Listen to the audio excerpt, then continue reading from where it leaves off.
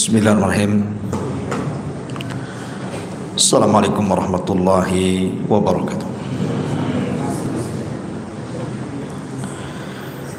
Alhamdulillah wassalatu wassalamu ala Rasulillah wa ala alihi wa sahbihi wa mawalah wa la hawla wa la quwata illa billahi wa ba'du.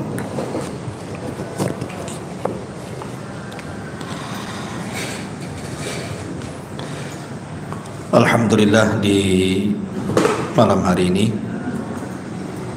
kita bisa duduk untuk bertalabul ilmi dan kita masih meneruskan kajian kita, masih membahas tafsir dari surah Al-Baqarah, dan kita masuk pada ayat ke-104. A'udzu billahi minasyaitonir rajim. Bismillahirrahmanirrahim. Ya ayyuhalladzina amanu la taqulu ra'ina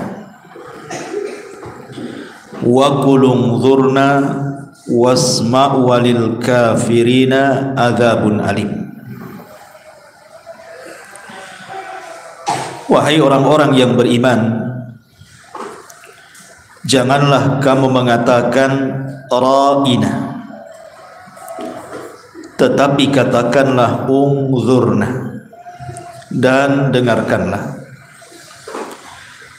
Dan orang-orang kafir akan mendapatkan azab yang sangat pedih. Ayat ini adalah ayat yang semakna dengan surah An-Nisa ayat 46,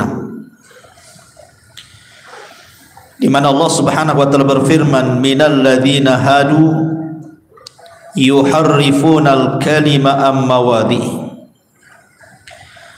wa yaquluna sami'na wa asayna wasma' ghaira musma'in wa ra'ina layam bi alsinatihim wa ta'nan fid din walau annahum qalu sami'na wa ata'na wasma wanzurna lakana khairan lahum. Di antara orang-orang Yahudi ada yang mengubah perkataan dari tempat-tempatnya. Mereka berkata, kami mendengar tetapi kami membangkang. Mereka mengatakan pula, dengarkanlah, sedangkan engkau wahai Muhammad sebenarnya tidak mendengar apapun.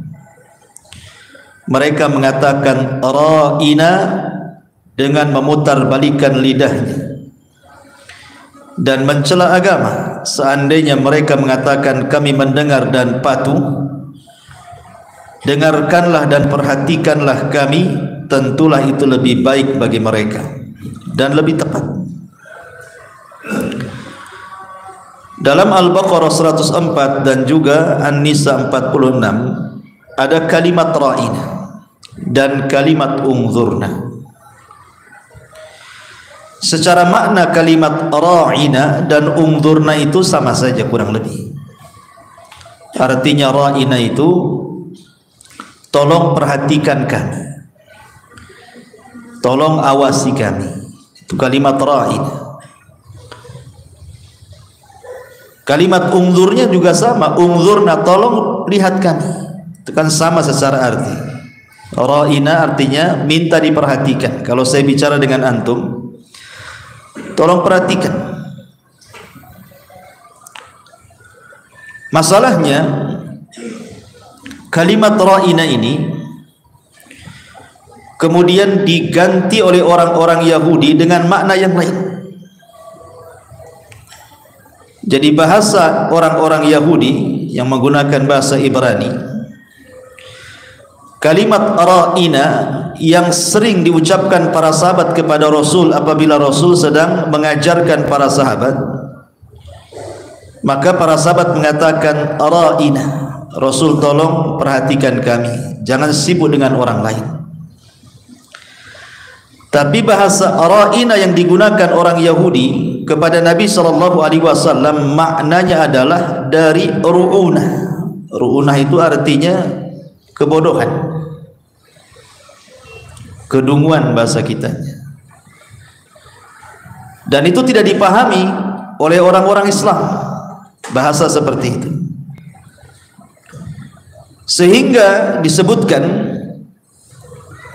oleh sebagian ahli tafsir, jadi sebab nuzulnya ayat ini adalah ketika kaum muslimin mereka berdialog dengan Nabi sallallahu alaihi wasallam ketika Rasul mengajarkan ajaran agamanya, ajaran agama Islam kepada para sahabat. Maka sahabat mengatakan, ra'ina, tolong wahai Rasul perhatikan kami, lihat kami, jangan disibukkan dengan yang lain. Artinya kan bahasa ini bagus, minta diperhatikan. Rasul jangan disibukkan ke perkara lain. Akhirnya orang-orang Yahudi mendengar para sahabat ngomong seperti itu, ra'ina. Kalau ngomong dengan Nabi, mereka selalu membicarakan dengan kalimat ra'ina. Maksudnya adalah baik, minta diperhatikan. Tapi dalam bahasa Yahudi yang bukan bahasa Arab, mereka mengambil kalimat ra'ina itu dari kalimat ru'una, artinya bodoh gitu, dungu. Jadi mereka kalau berjumpa dengan Nabi sallallahu alaihi wasallam, mereka mengatakan ra'ina, tetapi maksudnya orang Yahudi bukan seperti maksud para sahabat. Kalau sahabat mengucapkan kalimat ra'ina itu maksudnya baik, wahai Rasul perhatikan kami. Tapi orang Yahudi mengucapkan ra'ina kepada Rasul itu seolah-olah memanggil wahai si bodoh, si dungu. Itu maksudnya. Sehingga kemudian disebutkan ada seorang sahabat, salah satu tokoh daripada tokoh-tokoh Ansar, namanya Sa'ad ibn Ubadah atau Sa'd ibn Rabi'. Antara dua ini. Jadi akhirnya ngancam gitu ya. Saat ini sampai mengancam kepada orang Yahudi dan mengatakan,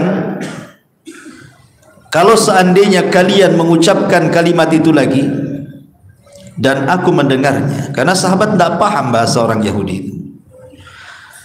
Lah kebetulan ada seorang sahabat ini paham, atau Sa'd bin Mu'adz, Sa'd bin Mu'adz ini paham dengan gaya bahasa orang Yahudi. Makanya kemudian Sa'd mengancam, kalau seandainya la in sami'tuha min ahadikum yaquluha di Rasulillah sallallahu alaihi wasallam la adribanna unuqa.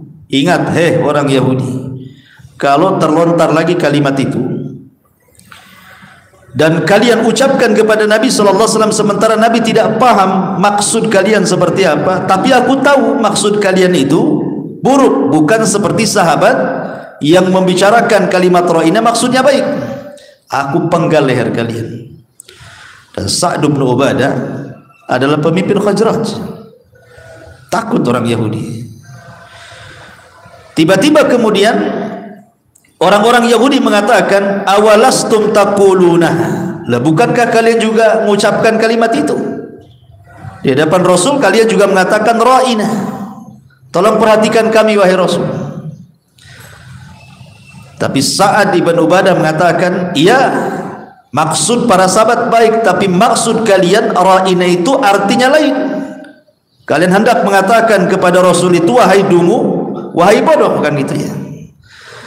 Maka kemudian hal ini sampai kepada Nabi sallallahu alaihi wasallam, turunlah ayat ini. Ya ayyuhalladzina amanu, hai orang-orang yang beriman. Di dalam Al-Qur'an kata Abdullah bin Mas'ud radhiyallahu anhu, kalau ada ayat diawali dengan ya ayyuhalladzina amanu, apa kata beliau? Far'iha sam'ah, maka kalian harus fokus mendengarkan kalimat yang jatuh setelahnya. Kenapa?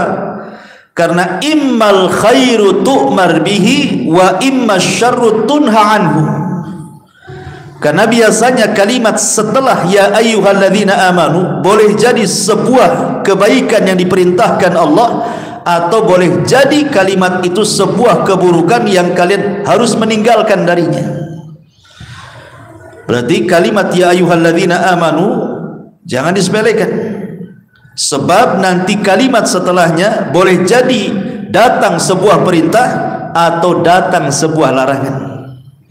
Kata Abdullah bin Mas'ud, seperti di sini ya ayyuhalladzina amanu la taqulu ra'ina, kalian tidak boleh mengucapkan kalimat ra'ina lagi. Awalnya kalimat ini biasa diucapkan para sahabat karena maknanya bagus. Tolong perhatikan kami, tolong lihat kami Rasul, tolong rawat kami, ya gitu. Tiba-tiba didengar oleh orang Yahudi kalimat ini, kebetulan ada makna yang berbeda, yang buruk di dalamnya menurut bahasa mereka Yahudi. Dipakai pula oleh orang Yahudi kalau ngomong dengan Rasul mengatakan ra'ina, tapi maksudnya bukan seperti para sahabat, maksudnya ngejek. Ra'ina itu maksudnya apa? Wahai si bodoh, wahai si ahmak, si dungu, gitu maksudnya. Rasul tidak paham bahasa Yahudi, disangkanya sama dengan sahabat kan artinya. Kemudian Sa'd bin Ubadah melaporkan bahwa kalimat itu menurut orang Yahudi itu kalimat kotor. Maka turun ayat ini, orang-orang yang beriman, jangan lagi kalian mengucapkan ra'ina lagi, tapi ambil kalimat lain yang tidak memiliki makna kecuali itu. Apa itu? Unzurna, sama maknanya. Tapi kalimat unzurna dalam bahasa Yahudi tidak memiliki arti kotor gitu ya. Ya unzurna, unzurna cuma satu makna, coba lihat kami. Wasma'u, dan dengarkan. Kemudian Allah mengancam karena orang-orang Yahudi ini sudah mengucapkan ra'ina dalam rangka mengejek Rasul, maka Allah tutup ayatnya walil kafirina adzabun alim. Berarti orang Yahudi yang mengucapkan ra'ina kepada Rasul dianggap kafir. Kalimat ra'ina kalau tujuannya seperti orang Yahudi mengejek Rasul, bukan seperti makna yang dihendaki para sahabat, maka ini kalimat kekafiran karena di dalamnya mengejek Nabi SAW. Bisa dipahami enggak? Pemutar-mutar saya ngomong nih. Ma'asyiral muslimin yang dimuliakan Allah Azza wa Jalla. Sebenarnya kebiasaan Yahudi ini, biasa mereka itu kadang-kadang menggunakan bahasa-bahasa samar untuk mengejek Nabi. Contoh, Aisyah radhiyallahu anha menceritakan, dakhala rahtun minal yahudi ala Nabi sallallahu alaihi wasallam. Pernah suatu ketika ada rombongan Yahudi masuk ke rumah Nabi, bertamu ke rumah Nabi. Faqalu, maka mereka ramai-ramai mengatakan assamu alayka, assamu alayka, bukan assalamu alayka, tapi assamu alayka. Fafahimtuha, maka kata Aisyah radhiyallahu anha, aku pun paham dengan bahasa itu. Kemudian Aisyah mengatakan alaikumusam wal la'nah, katanya. Justru kepada kalian asam dan juga laknat, kata Aisyah. Faqala Nabi sallallahu alaihi wasallam, kemudian Rasul mengatakan kepada Aisyah, mahlan ya Aisyah, pelan-pelan ngomongnya, jangan keras, kata. Fa innallaha yuhibbur rifqa fil amri kulli, karena Allah itu senang orang yang melakukan kelembutan dalam segala hal. Faqultu, maka aku katakan, kata Aisyah, ya Rasulullah, awala tasma ma qalu, kau kan dengar apa yang mereka katakan. Kata Nabi sallallahu alaihi wasallam, faqad qultu alaikum, kan saya sudah jawab dengan sebutan wa alaikum, titik. Maksudnya gimana? Kalimat assalamu alaikum itu maknanya bagus, keselamatan bagi kalian. Tapi kalau assamu alaikum ini maknanya kebinasaan. Sam itu diambil dari racun. Jadi assamu alaikum itu mudah-mudahan kau mati, itu maksudnya. Kalau assalamu alaikum mudah-mudahan kau selamat, kan beda artinya tuh. Yang satu suruh mati, yang satu suruh selamat, kan gitu. Barat timur artinya. Assamu alaikum. Maka Aisyah enggak tahan tuh kalimat itu. Aisyah mengatakan wa alaikussam wa la'nah, kalian saja yang mati dan semoga kalian dilaknat. Ditambah lagi dengan laknat sama Aisyah. Kata Rasulullah, pelan-pelan, keras sekali kau jawab. Kata Aisyah, Rasul, kau dengar apa yang mereka ucapkan? Iya, saya dengar. Kan sudah saya jawab wa alaikum. Artinya apa? Kamu saja yang mati, itu maksudnya. Rasul tidak mengatakan wa alaikumussalam, cukup wa alaikum, kau saja yang kena sam itu, yang kena mati itu. Lihat orang Yahudi seperti ini. Mereka menggunakan bahasa-bahasa yang terkadang bahasa-bahasa itu dalam rangka mengejek Nabi. Subhanallah, kebiasaan orang-orang Yahudi ini sudah ada sejak zaman Bani Israel. Ingat ketika saya berkisah tentang kisah Yusa ibn Nun. Yusa ibn Nun, seorang nabi yang menggantikan Nabi Musa dan Harun setelah kematiannya. Dialah yang membawa Bani Israel yang tadinya menjadi umat pengecut menjadi umat pemberani. Ketika 40 tahun mereka di negeri linglung tidak bisa keluar, akhirnya Musa pun wafat, Harun pun wafat, maka Bani Israel dipimpin Yusa ibn Nun berhasillah mengalahkan orang-orang Arihah, bahkan bisa masuk ke Baitul Maqdis.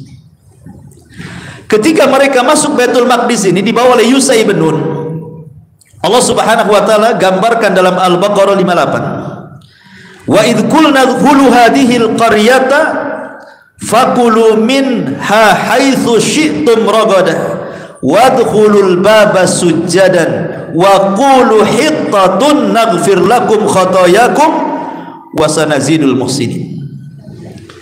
Dan ingatlah ketika kami berfirman, masuklah kalian ke negeri Baitul Maqdis, makanlah dengan nikmat dari berbagai macam makanan di dalamnya dan yang kalian sukai, tetapi masuklah dari pintu gerbang sambil membungkuk, karena ini tempat suci Baitul Maqdis. Sambil membungkuk maksudnya kalau bahasa kita ini dengan menundukkan kepala, masuk seperti ini ya. Dan jangan pula ucapkan kalimat hittah. Hittah dalam bahasa mereka artinya ya Allah ampuni dosa kami.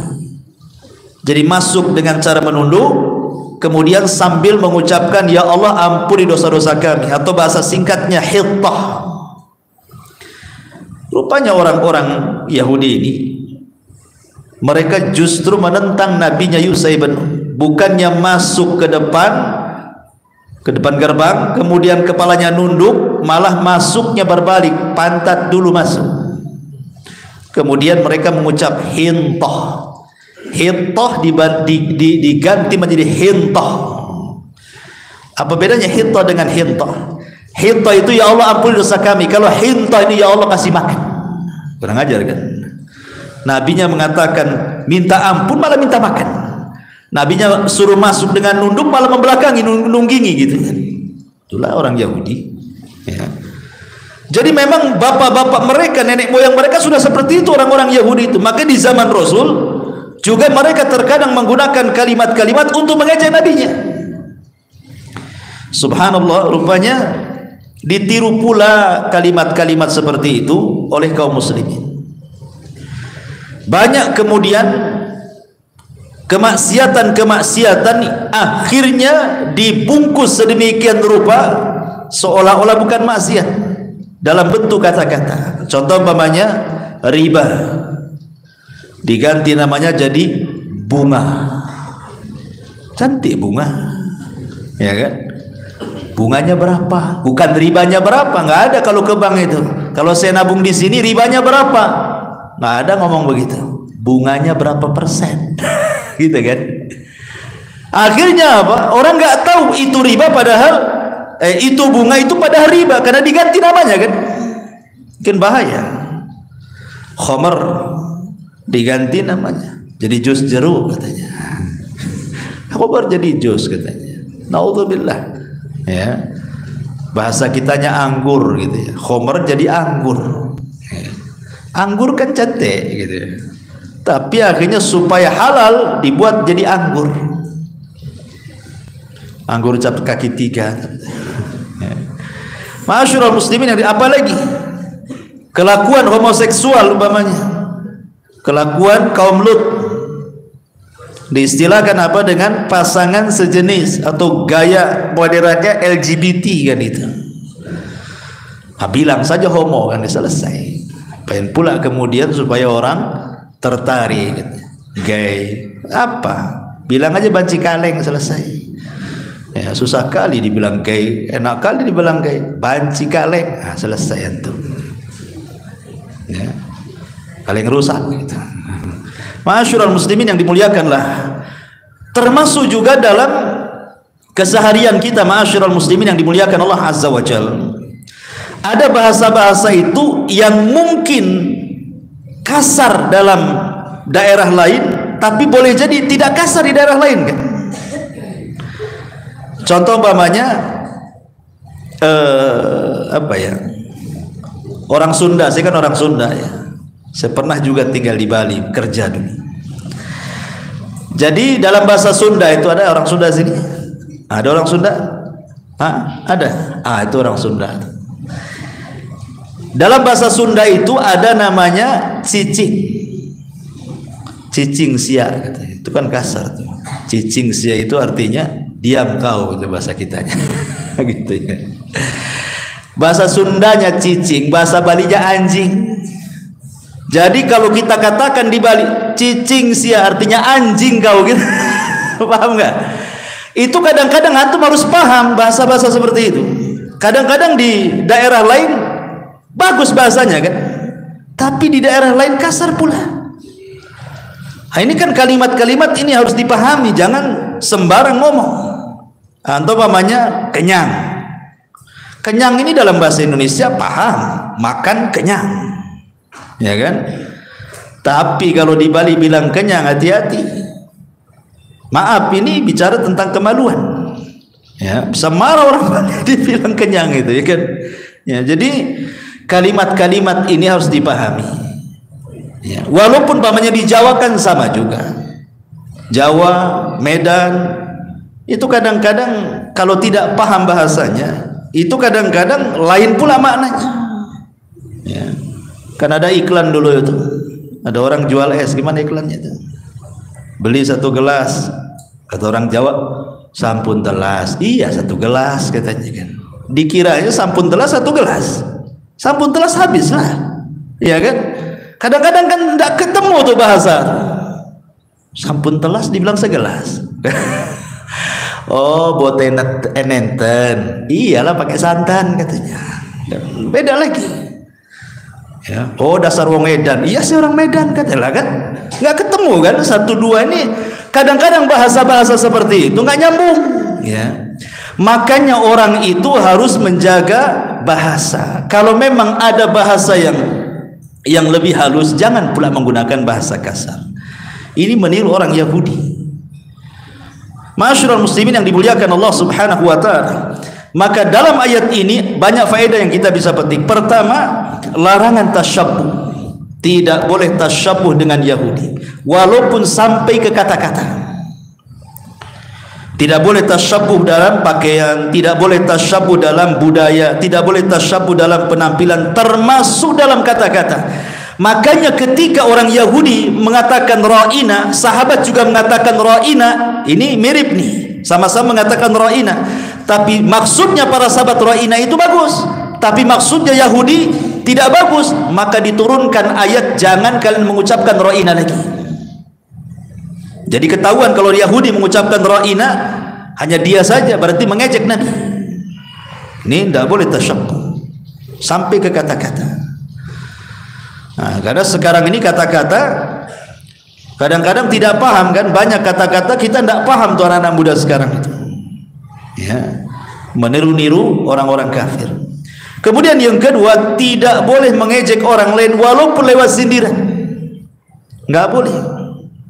Nggak boleh, kan banyak itu ngejek orang lain itu dengan sindiran. Kemudian yang ketiga, terkadang perkara mubah itu bisa jadi haram. Kalimat ra'ina ini boleh-boleh saja asalnya kan, tapi ketika ada makna yang jelek yang diucapkan Yahudi, tidak boleh diucapkan lagi, jadi haram, tidak boleh. Ya umpamanya dalam bahasa kita orang Jawa bilang kalimat ndeso. Ndeso itu apa? Kayak orang desa, ya kan? Ndeso ya. Kalimat ndeso ini bisa dua makna, bisa baik, bisa tidak baik. Kalau maksudnya ndeso itu ya saya orang desa, iyalah saya dari desa, kan bagus kan? Oh tapi kalau antum nadanya dasar wong deso, kan nggak bagus. Maksudnya saya ini orang kota tapi perilakunya orang desa kan? Nah itu namanya nyender namanya kan? Nggak boleh itu. Kadang satu kalimat ini tergantung intonasi itu. Nah makanya antum harus paham bahwa ada perkara-perkara itu tadinya mubah jadi haram karena konotasi ataupun mungkin intonasi yang merubah makna.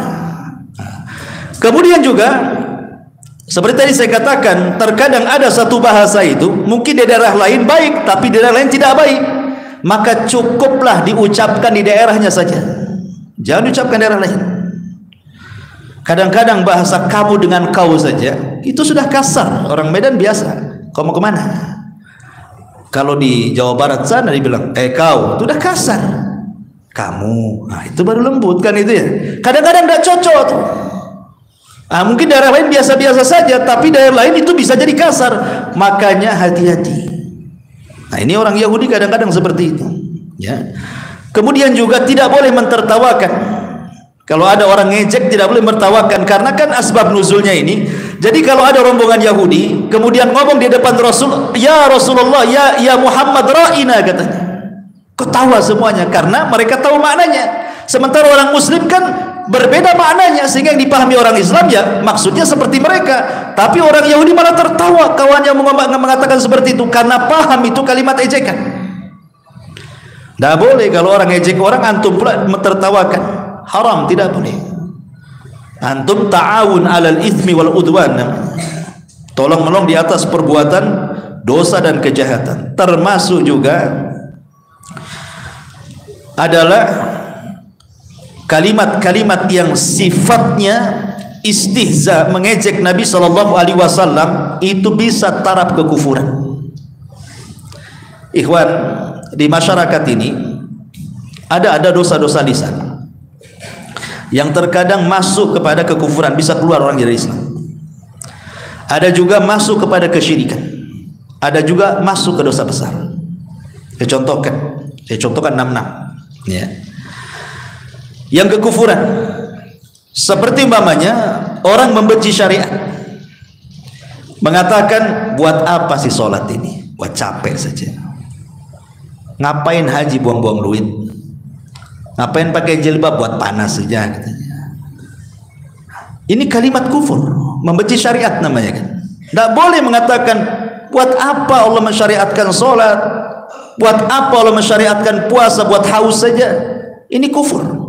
Orang bisa keluar dari Islam karena dia membenci syariat. Dzalika bi annahum karihu ma anzalallah fa ahbata a'maluhum.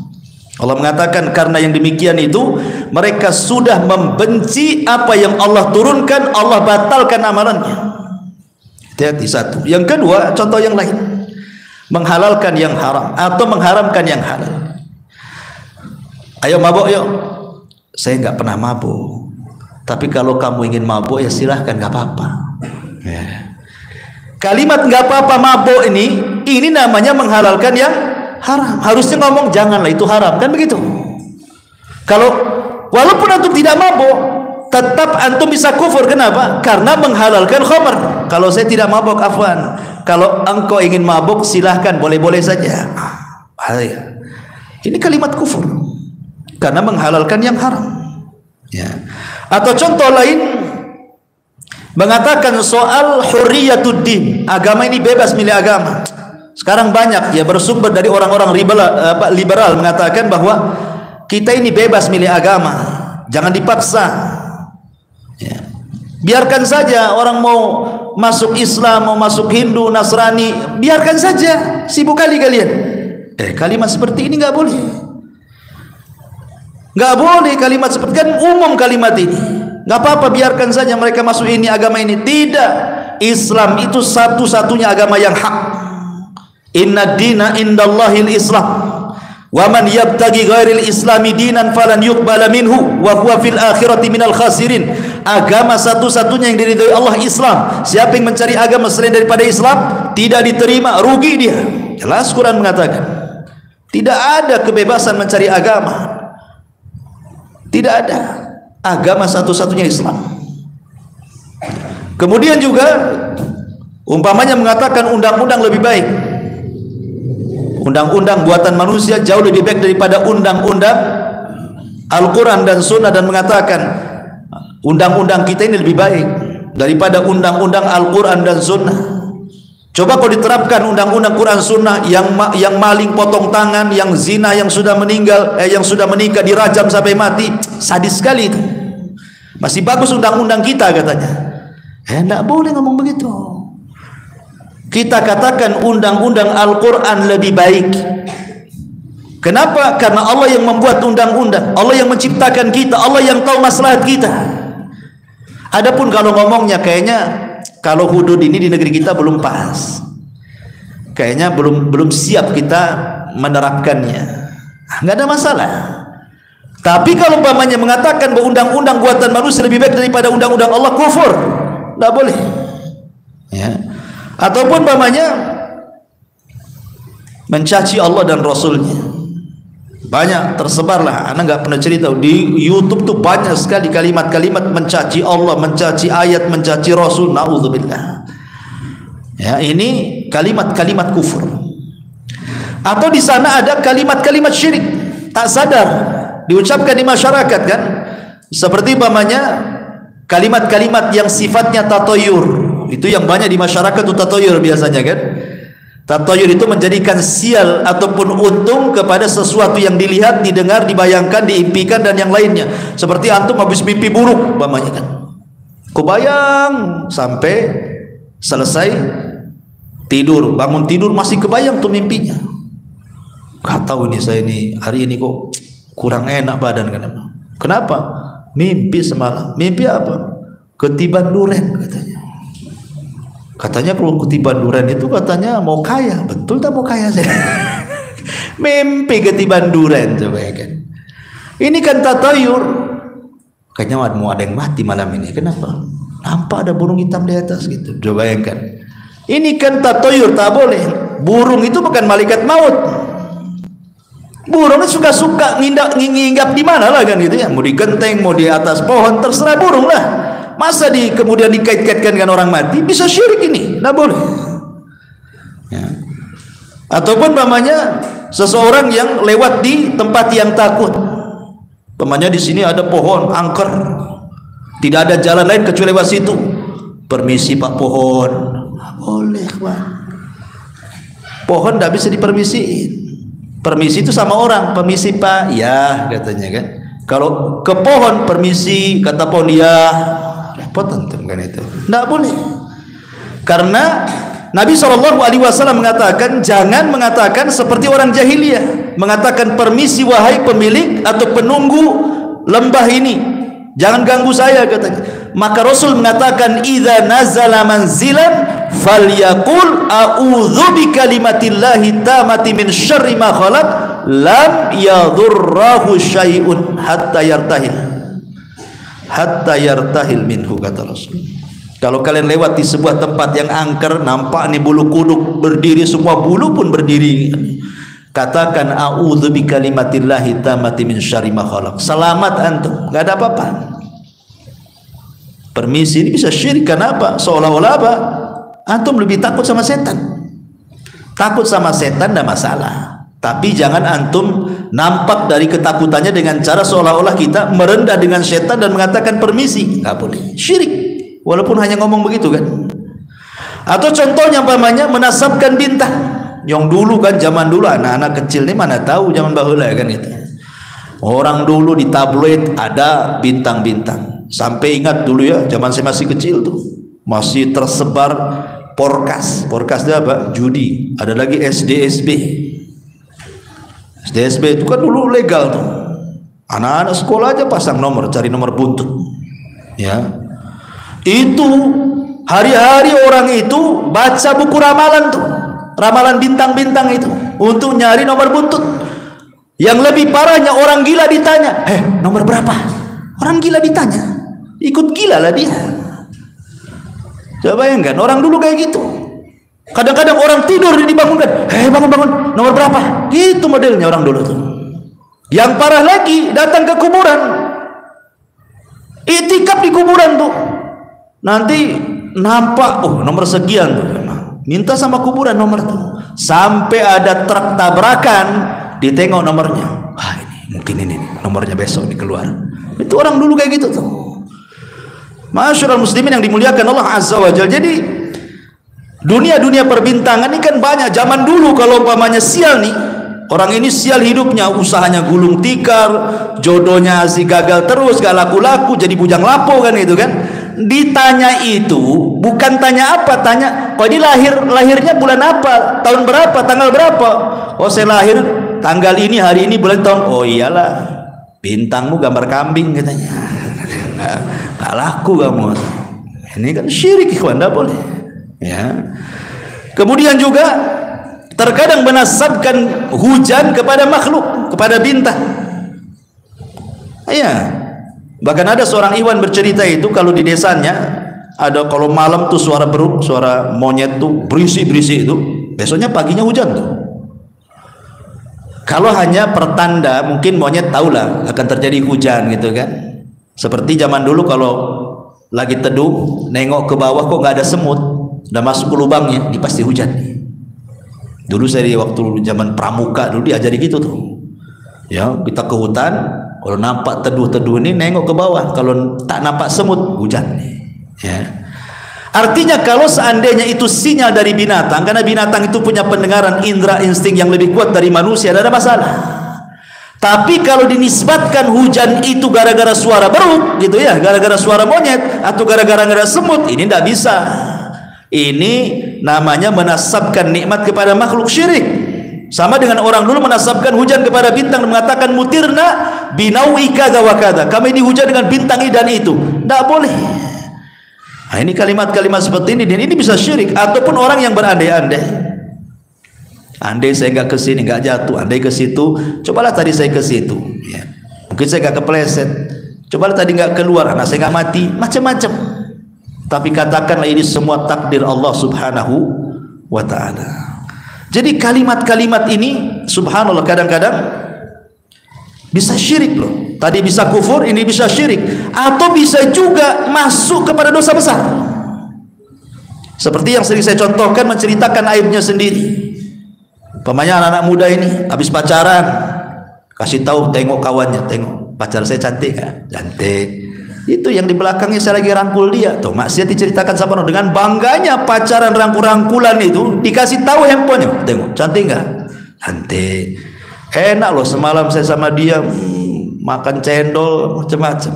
Ceritakan pula sama kawannya. Dosa, sudah dosa diceritakan pula dosanya.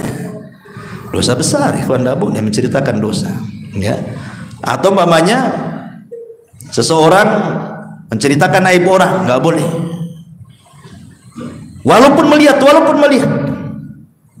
nggak boleh menceritakan. Umpamanya ini anak-anak nih disakan, nampak kawannya ngambil uang, tahu tapi nggak ada saksi, cuman kita saja. Ngambil uang nih, jangan diceritakan ke kawannya. Si Anu teh ngambil uang. Sini si Anu, nggak boleh. Ya, walaupun antum melihat kawannya ngambil uang, karena harus ada saksi. Kalau mau laporkan ke gurunya, cukup antum tahu nanti gurunya yang paham. Nggak boleh sebarkan. Kasihan akhirnya malu, resign jadi dari pondok. Nah mau mondok lagi katanya, kenapa? Dibully satu pesantren. Nah, siapa yang salah? Sekali kawannya punya jantung pula dibully mati, siapa yang bunuh? Ya kan? Hati-hati antum. Ya. Jadi banyak ya perkara-perkara karena sudah azan. Subhanaka bihamdika asyhadu an la ilaha illa anta astaghfiruka wa atubu ilaik. Allah ta'ala. Assalamualaikum warahmatullahi wabarakatuh.